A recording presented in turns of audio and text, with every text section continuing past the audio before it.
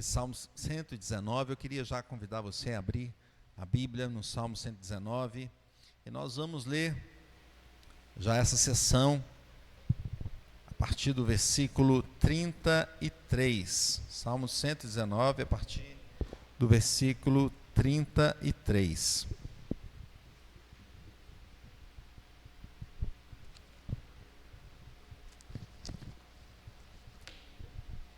Salmo 119, a partir do versículo 33. Eu sei que eu pedi para você sentar, mas eu vou pedir para você ficar em pé de novo, né? A gente faz esse exercício também importante. Servimos a Deus com a nossa vida, com o nosso corpo, com tudo que temos, com a nossa mente e com o nosso pensamento também, não é? Nós vamos ler esse salmo. Eu queria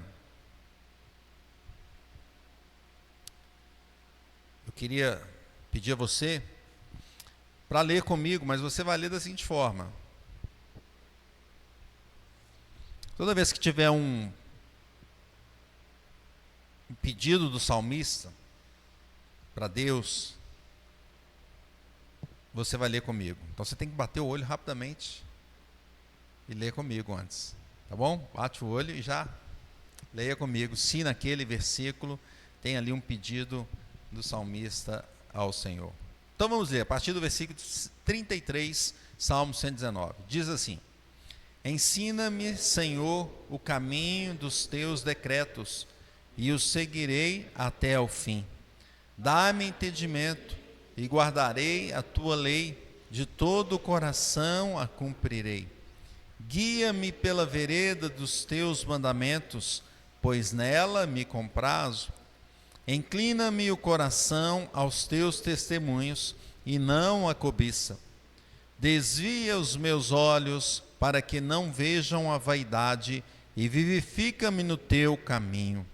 Confirma ao teu servo a tua promessa, feita aos que te temem.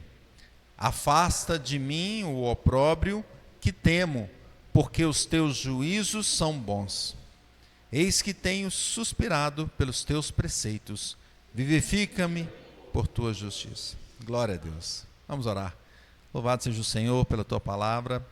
Clamamos ao teu Espírito Santo que fale conosco. Use o teu servo para ensinar e abençoe os corações, as mentes, os nossos pensamentos, os nossos sentimentos, as nossas emoções, que tudo isso esteja na tua presença neste momento e que o Senhor seja glorificado nessa noite.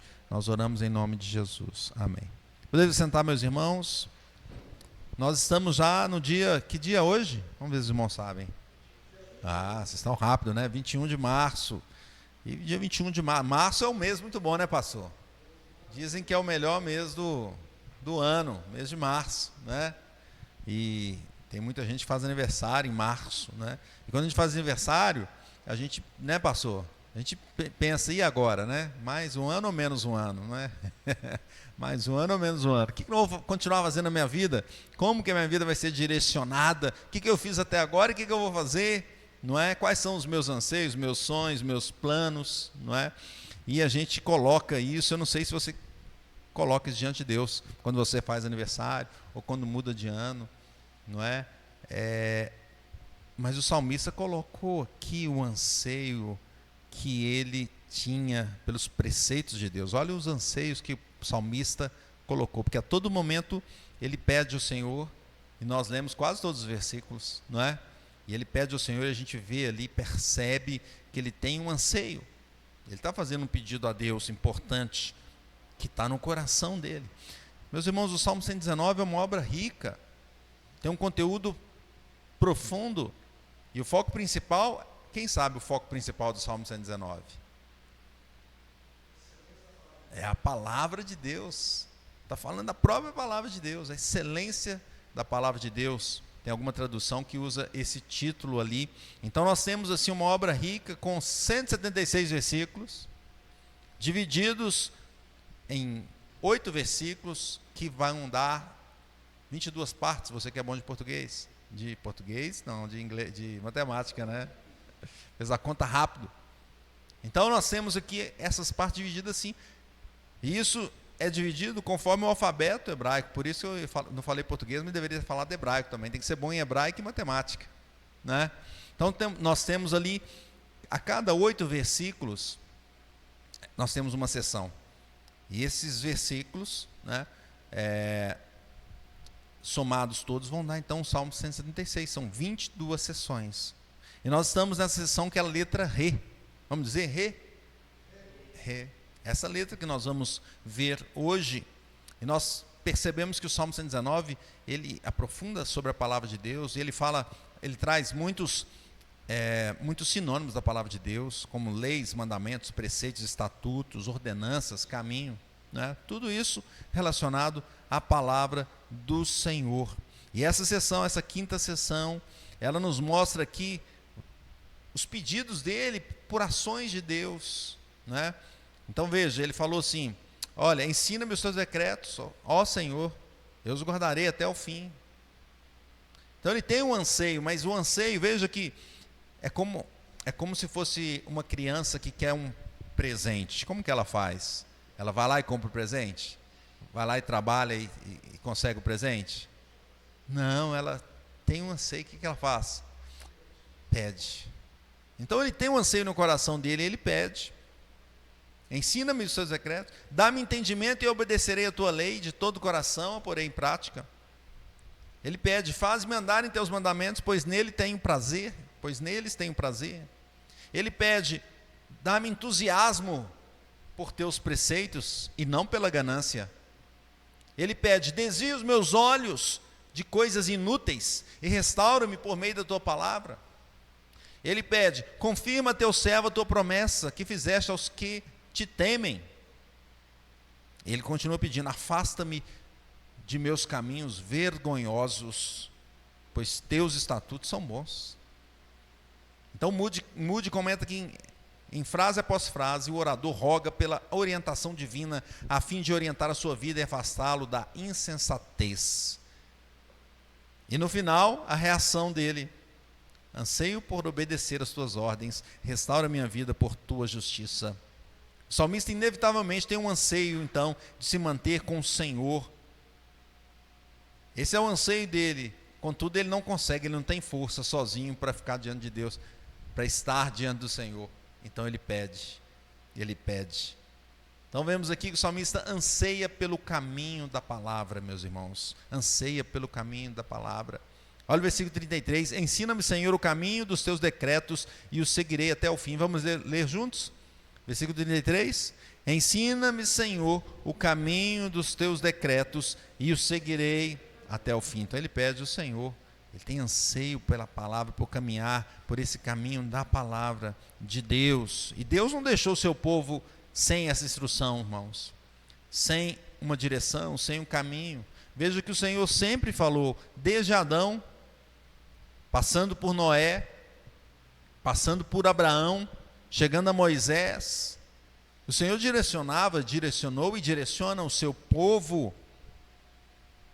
Direciona a ter uma vida certa. Ele direciona a linhagem escolhida dele. Especialmente na época de Moisés, o Senhor escreveu, inclusive, não foi? O texto diz que o Senhor escreveu lá com o próprio dedo. Escreveu a lei dada ao seu povo. Deus ensinou e ensina como devemos viver a nossa vida. Ele ordenou que fosse ensinado a todos, que passássemos isso por gerações e gerações, ensinássemos as crianças, não é? E esse ensino continuou no Novo Testamento.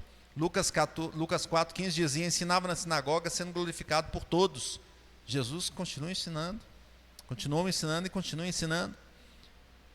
Vemos também Timóteo, 1 Timóteo 4,11, ordena e ensina estas coisas. Então, o ensino da palavra é o principal. E ele tem esse anseio, o salmista entende isso, ele entende que se ele não seguir pela palavra, certamente o caminho dele não seria um caminho bem sucedido. Ele anseia por isso.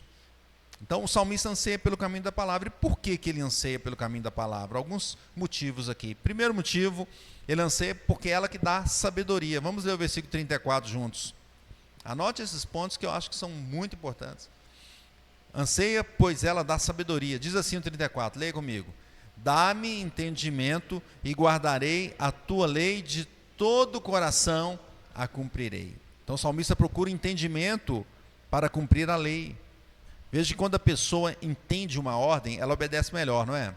Ela obedece com convicção. As empresas falam isso, falam assim, ó, simplesmente não passa para o seu funcionário a tarefa sem explicar o motivo, não. Explica o motivo. Se você explicar, esclarecer, deixar claro qual é o motivo, o porquê daquela situação, o porquê daquela norma, o porquê daquela decisão, certamente a pessoa vai fazer com mais propriedade, não é? Então o salmista pede um entendimento. Senhor, dá-me sabedoria, porque eu quero cumprir de todo o teu coração.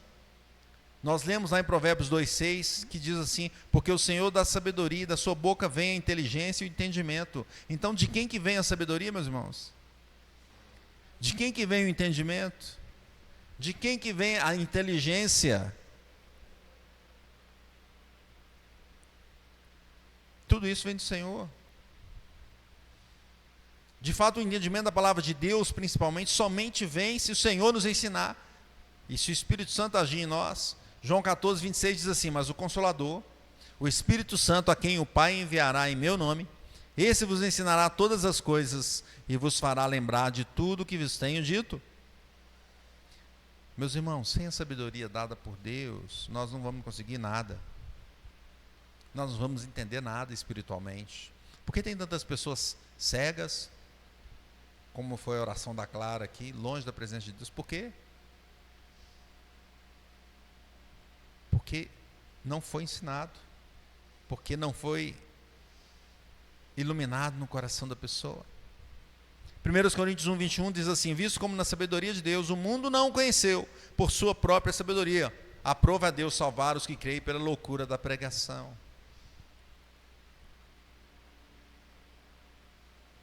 Só vai entender a Bíblia, o plano da salvação, aqueles que tiveram entendimento do Senhor. O salmista anseia por esse entendimento. Mesmo ele já conhecendo, veja que ele faz um belíssimo salmo, inspirado, né, pelo Senhor, mas mesmo ele já sendo um doutor do salmo da palavra, vamos dizer assim, ele pede mais entendimento ao Senhor. E assim deve ser a minha vida, deve ser a sua vida. Nós teremos sabedoria somente se o Senhor nos der. Porque se nós não tivermos, nós vamos fazer as coisas de forma equivocada e sem o entendimento. Isso vai dar certo? Não vai. Não vai. Então, ele anseia pelo caminho da palavra, pois ela dá sabedoria. Segundo lugar, ele anseia pelo caminho da palavra, pois ela guia. Leamos o versículo 35. Guia-me pela vereda dos teus mandamentos, pois nela me comprazo. Então, a palavra não é só uma sabedoria intelectual, é um conhecimento, é uma intelectualidade, é um desenvolvimento só do pensamento. Não. Ela fala o que deve fazer. Ela guia. Alguns dizem assim, né?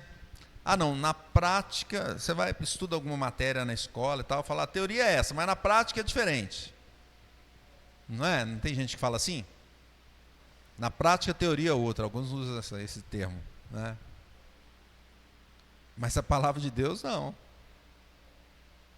Ela tem um pensamento, um ensinamento, os princípios, contudo eles são práticos. E por isso ela guia exatamente o que deve fazer.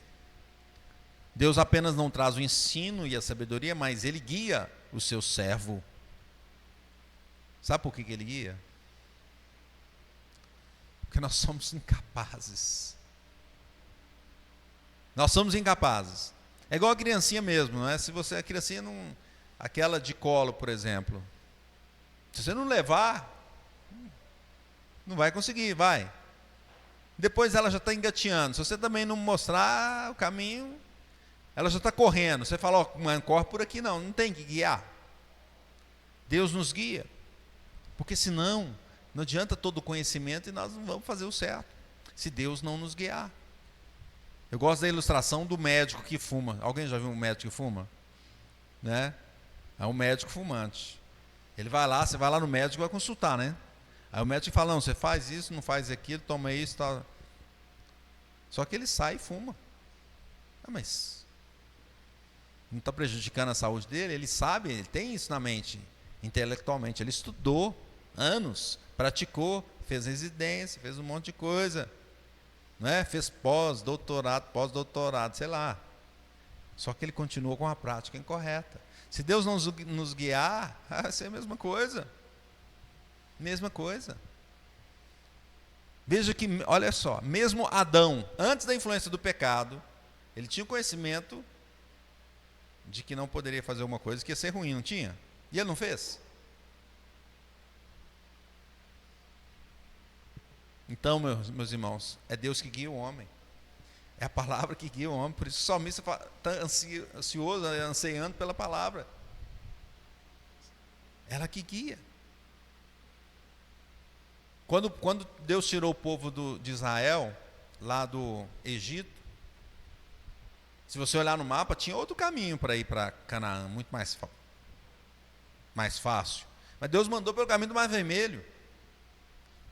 Né? E o texto ainda fala, Deus mandou por ali, porque senão, no meio do caminho mais fácil, o povo ia falar, não, está muito difícil esse deserto, vamos voltar. Mas aí Deus manda pelo caminho do Mar Vermelho, porque não tinha nem chance de voltar, porque depois o faraó foi atrás, não dá nem para voltar. E depois que passou o Mar Vermelho também, como é que volta?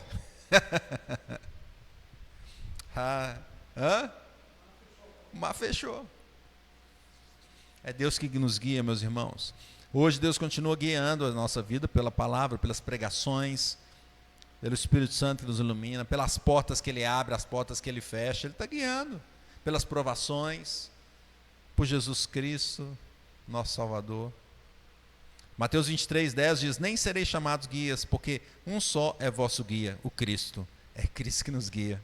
Ontem o pastor Marcelo estava conversando, falou, não, só eu vejo a igreja, é assim, é Cristo guiando. Não é, pastor? Não é um homem guiando. Eu vou fazer dessa forma porque eu quero. Não é? Por que a igreja é conciliar? Por que a gente tem concílios? Presbitério, conselho, sínodo, Supremo Concílio. Lá no Supremo Concílio, quantas pessoas tinham lá para tomar decisões? Milhares. 1.500 pessoas. Né? Por quê? Porque todas elas procuram ser regidas pela palavra de Deus. E os símbolos de fé são feitos baseados na palavra de Deus. Não é? Agora, quando você tem um líder só, e ele, vamos dizer assim, é igual o caso que a gente estava, igual Esther, nós estamos trazendo Esther aqui, fazendo a exposição de Esther. E nós vimos lá que o rei Xerxes, ele tomava a decisão e pronto. E ele julgava, ele legislava, e o que mais que ele fazia? Executava, tudo que era com ele. Né? Nossa igreja tem uns concílios, por quê? Porque um vai analisando com o outro, e sempre baseado pela palavra, não é? Quando alguém está desviando, não, vem cá, por ali, por aqui. Então, Cristo é o nosso guia, nos guia pela palavra. Terceiro lugar, o salmista anseia pelo caminho da palavra, pois ela é que move o coração. Vamos ler o versículo 36, diz assim, inclina-me o coração aos teus testemunhos, e não a cobiça. E não a cobiça. O coração é o centro do ser humano. Assim via o hebreu. Ele imaginava assim, no coração tem o raciocínio, as emoções, as decisões, está tudo ali no coração, a vontade, né? E para que o salmista não percorresse o caminho certo, Deus deveria inclinar o coração. É Deus que inclina o coração do salmista à sua vontade. Veja que Ezequiel 36:26 diz assim, dar-vos-ei coração novo, e porei dentro de vós espírito novo, tirarei de vós o coração de pedra, e vos darei coração de carne. Então, é o Senhor que move o coração. Eu gosto de brincar assim, né? Você mudaria do time, seu time de coração? Vou até usar essa versão, time do coração. Você mudaria? Não? Mesmo se ele for para a série C, série D, quase foi, né? Não muda, é difícil mudar. Pouquíssimos mudam assim, né? Só quando Deus faz uma obra mesmo assim. Agora imagine então a crença, meus irmãos, não muda. A pessoa crê em alguma coisa, ela não vai mudar, se Deus não mudar. Veja, é o Senhor que muda, transforma o nosso coração, não é? Hoje também é assim, um homem mudado pelo Senhor. 2 Tessalonicenses 3,5 diz: ora, o Senhor conduz o vosso coração ao amor de Deus e à constância de Cristo. Deus que conduz o nosso coração ao amor de Deus e à constância de Cristo. Aquele que não tem o coração mudado por Deus, o que acontece com ele? Ele fica incrédulo, não crê. Não crê. Jesus disse assim a Nicodemos: é necessário nascer de novo, regenerar, mudar. Mas como é que eu faço isso? Olha, é o Espírito Santo que faz. Eu imagino que Nicodemos já estava assim pensando: como é que eu vou fazer? Jesus vai me falar que a regra, eu vou nascer de novo. Aí ele fala: mas nascer de novo, como é que eu vou fazer? Como é que eu, velho, Jesus, vou entrar no ventre da minha mãe? E se minha mãe já tiver morrido? Como é que eu vou fazer? É o Espírito Santo que muda o coração, que regenera o coração. Spurgeon diz: não há verdadeiro amor pelo caminho, a não ser que o coração seja constrangido pelo amor de Deus. Olha que frase, né? Pois de fato é Deus que muda o coração do homem, para que ele viva na verdade. Se nós resgatarmos o que Jesus diz em João 15:5, ele diz assim: eu sou a videira, vós os ramos, quem permanece em mim e eu nele, está muito fruto, porque sem mim nada podeis fazer. É o Senhor que nos coloca na videira. E nós, sem Cristo, nada podemos fazer. Em quarto lugar, por que ela anseia pelo caminho da palavra? Pois ela desvia do pecado. Vamos ler o versículo 37 juntos? Diz assim: desvia os meus olhos para que não vejam a vaidade e vivifica-me no teu caminho. Mesmo o salmista com o coração mudado, tendo sabedoria, obtendo instrução, sendo guiado por Deus, ainda assim ele praticava erros, ainda assim ele caía. Por isso ele clama: Senhor, desvia então os meus olhos da vaidade. Quando o crente vai crescer na vida espiritual, ele também pode ser atacado pela vaidade. Nós temos vamos dizer, um caminho de santificação, né? Mas nesse caminho, às vezes, ali nós somos atacados pela vaidade. Quantas vezes a gente já não viu um líder religioso, já experiente e tal, e vaidoso, né? Tem um filme, não sei se vocês já viram, o filme chama Advogado do Diabo. Não sei se você já viu. E ele mostra o Keanu Reeves, que é o ator principal ali, caindo na vaidade da fortuna. O filme começa assim, e ele vai todo no final. Aí chega o final, né? Acontece o que você viu no filme, ele volta como no início de novo, só que tudo aquilo de ruim que aconteceu, e agora ele toma outra decisão. Só que a outra decisão dele também levava para uma vaidade, não da fortuna, mas da vaidade da competência. Então o coração do homem é um coração vaidoso. O salmista fala: Senhor, me desvia os olhos para que eu não veja a vaidade. O pregador de Eclesiastes também adverte. Ele fala: tudo é vaidade. Tudo é vaidade. Então hoje o mundo é cheio de vaidade. Cheio de vaidade. E a oração aqui do salmista, esse anseio para Deus desviar os olhos, não é? Spurgeon comenta assim, desviar para ter uma conversão da vaidade, conversão para o teu caminho, conversão por vivificação. Nós vamos buscar a conversão, nós estamos indo para o caminho da vaidade, o desvio, e os nossos olhos estão lá, focados lá. Desvia, Senhor, para que eu siga o teu caminho, para que eu siga em avivamento. Efésios 4,17 diz assim: isso, portanto, digo, e no Senhor testifico, que não mais andeis como também andam os gentios, na vaidade dos seus próprios pensamentos. Se você observar com cautela, o mundo nos leva para a vaidade.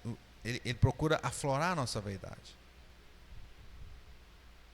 Essa é a realidade. Então, por que o mundo faz isso? Porque o mundo é inimigo de Deus. É inimigo de Deus. É inimigo de Cristo. E também nosso inimigo. Ele quer colocar a vaidade no nosso coração para que a gente não saia desse caminho de destruição. Então devemos também, como salmista, clamar a Deus: desvia os nossos olhos para que nós não vejamos a vaidade. Pelo contrário, que nosso caminho seja avivado na tua presença. Quinto lugar, meus irmãos, quinto lugar, anota aí, você está anotando? Quinto lugar, anseia pelo caminho da palavra, pois ele confirma as promessas. Olha que bênção, o caminho da palavra confirma as promessas. Vamos ler versículo 38 juntos, diz assim: confirma ao teu servo a tua promessa, feita aos que te temem. Então veja que o Senhor aqui está nos dizendo, o salmista disse aqui, e o Senhor está nos dizendo que a palavra dele nos anima com as promessas, nos conforta com a promessa, nos confirma com as promessas. Olha que interessante. E aqui nós podemos pegar o caso de Abraão, que é maravilhoso nesse sentido, porque Abraão estava lá na terra de Ur dos Caldeus, e Deus falou assim: olha, sai dessa tua terra aí. Veja que ele não estava num povo, a Bíblia diz, era um povo pagão, e Deus apareceu para ele: sai da tua terra, da tua parentela, vai para uma terra que eu te mostrarei, de ti farei uma grande nação. E Abraão questionou alguma coisa? Levantou e foi. Então foi. Não sei se ele foi rapidamente assim, vou agora. Penso que ele planejou ali como fazer, juntar família, não tinha um carro, igual pega o carro, chama o Uber, vai embora, não é assim, né? Imagina, mover com um monte de gente, com a família inteira lá, e tinha um monte de filho, né? Ele, no caso, não tinha, né, nenhum ainda, né? Mas ele tinha os servos, ou tinha gente que estava com ele. Então, o que ele fez? Ele obedeceu, acabou indo, né? Acabou que ele foi. Anos mais tarde, não foi assim, no dia seguinte, semana seguinte, mês seguinte, anos mais tarde. Porque veja, a promessa para ele foi: de ti farei uma grande nação. Então ele, eu não tenho filho, Deus vai me dar um filho. A promessa foi feita. Mas a vida dele continuou. Passaram-se anos. E lá em Gênesis 15:5, o Senhor fortalece de novo a promessa. Já tinha se passado muitos anos aqui. O Senhor fala com ele e fala assim: olha para os céus, quantas estrelas, se é que podes, assim será a sua nação. Mas ele continuava sem filho. A esposa é estéril,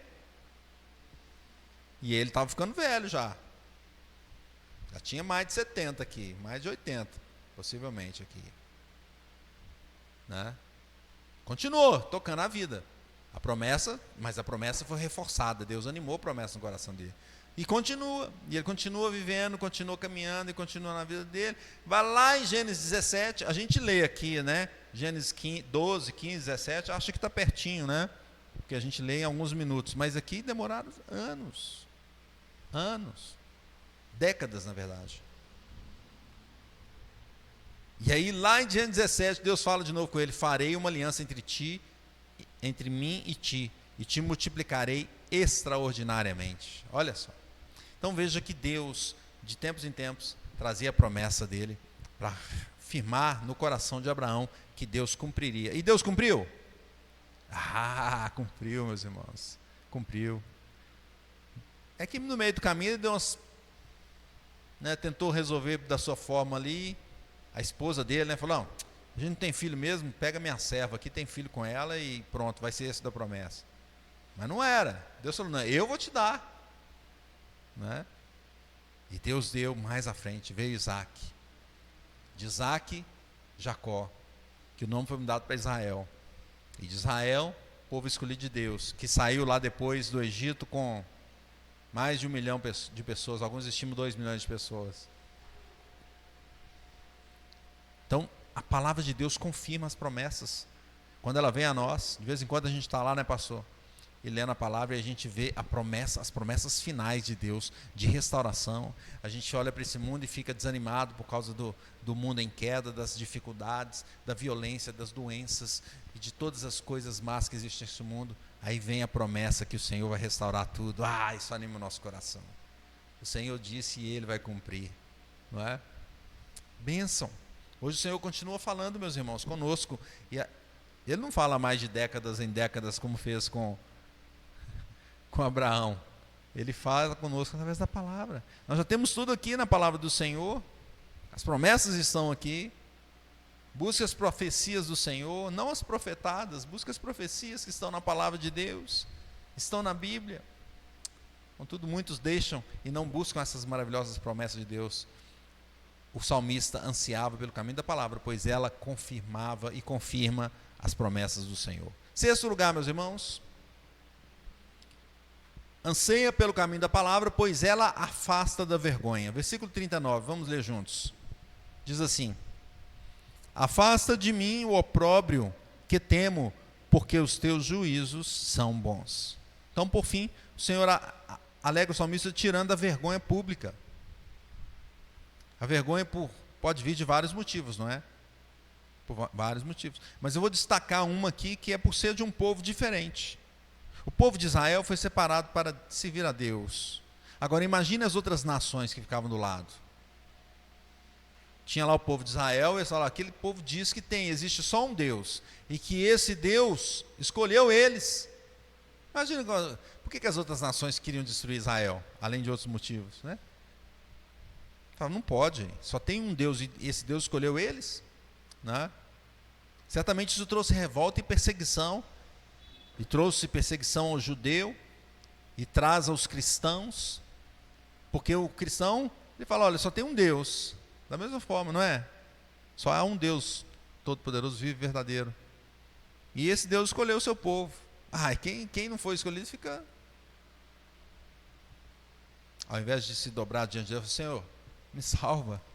Essa deve ser a atitude, né? Me salva, Deus.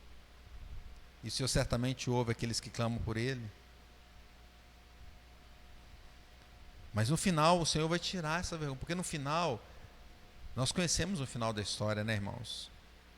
Nós sabemos que no final, esse povo vai estar com o Senhor, eternamente vivendo em plenitude de vida. Não mais essa vida que a gente tem aqui. Não é? O máximo que a gente consegue aqui, a gente imagina se a gente fosse conseguir tudo o que a gente quer na vida. Você vai aproveitar disso durante, sei lá, 120 anos? Não é isso aqui.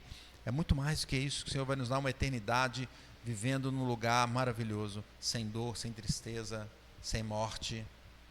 Glória a Deus por isso. Então, o Senhor afasta dessa vergonha, essa vergonha que às vezes passamos, porque o mundo quer nos envergonhar. Às vezes nós falamos de Deus e o mundo zomba de nós. Zomba de nós. O Senhor vai acabar um dia com essa vergonha. Um dia o Senhor vai chegar, voltará, e aí todos vão ter que se dobrar diante dele. Todos se dobrarão diante do Senhor. Vai chegar esse momento em que Jesus virá na glória eterna. E nós, o que nós faremos? Como já estamos fazendo, louvando o Senhor, regozijaremos no Senhor.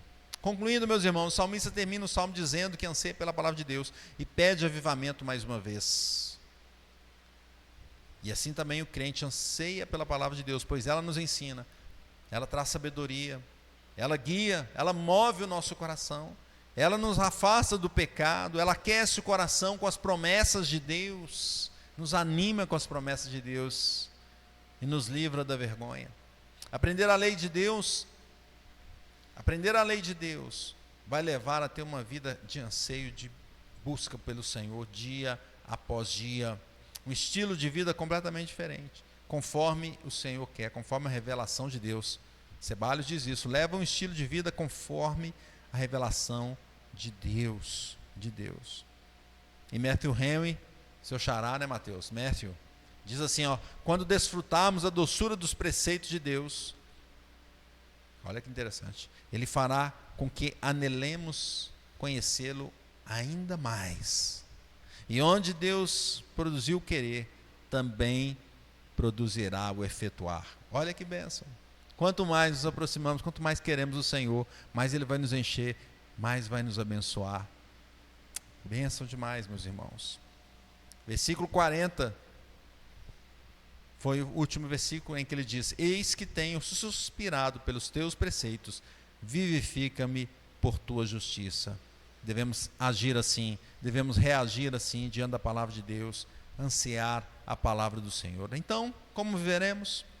Algumas aplicações. Primeira, viveremos desejando a palavra de Deus, que o nosso anseio seja tal qual do salmista.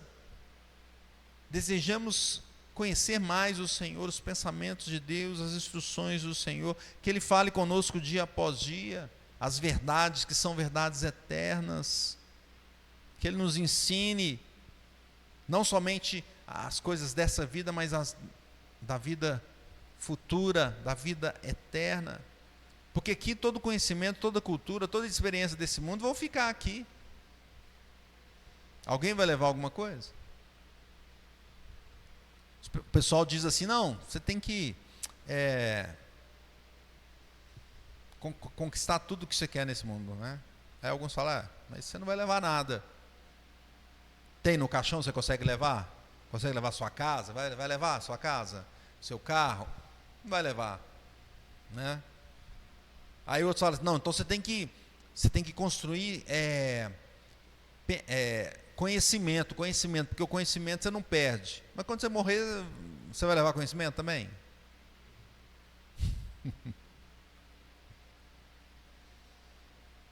Hoje estava conversando com minha mãe falou, depois que morrer, ela falando com o vizinho nosso lá, depois que morrer, te colocam no caixão, você nem consegue ir você mesmo, tem que te carregar, te levam lá para o cemitério, te colocam lá, depois todo mundo volta para sua casa. E quem ficou lá? Você. Você e Deus. Aqueles que têm Deus. Aqueles que têm Deus nunca estão sós. Pode passar pelo vale da sombra da morte, e nesse caso, passar pela própria morte. Mas o Senhor está com ele. Então nós devemos desejar a palavra do Senhor. O Senhor Jesus.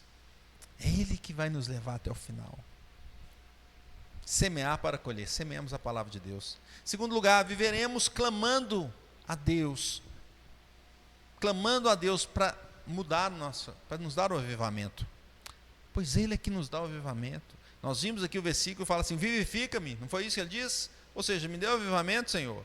Versículo 40, vivifica-me por tua justiça. É o Senhor que traz o avivamento para as nossas vidas. Às vezes as empresas gostam de usar algumas motivações, chamam de motivação, né? Não vamos motivar o pessoal e tal. E às vezes você tem que fazer um negócio, faz um encontro e tal, aí motiva, aí uma semana depois perdeu a motivação. Aí, se não for antes, né? Aí o pessoal está desanimado de novo, aí vamos fazer outro, aí tem que fazer outro maior, né? Tem que inovar. Aí o negócio vai, né? É uma loucura. Nunca. Meus irmãos, se o Senhor não avivar a nossa vida, nós vamos ficar assim. Vamos fazer o culto aqui, vamos pôr o som aqui, vamos pôr iluminação, vamos soltar fumaça, vamos pular aqui dentro, vamos fazer de tudo. Agora o povo saiu animado. Sai ali, virou a esquina. Meus irmãos, o que aviva a nossa vida, o que nos dá firmeza no coração é a palavra de Deus. Vamos clamar para que o Senhor nos dê da palavra dEle e nos dê o avivamento em nome de Jesus. Clamemos ao Senhor para nos avivar, aumentar o nosso desejo de viver com Ele, conforme a palavra dEle. Que Deus nos abençoe.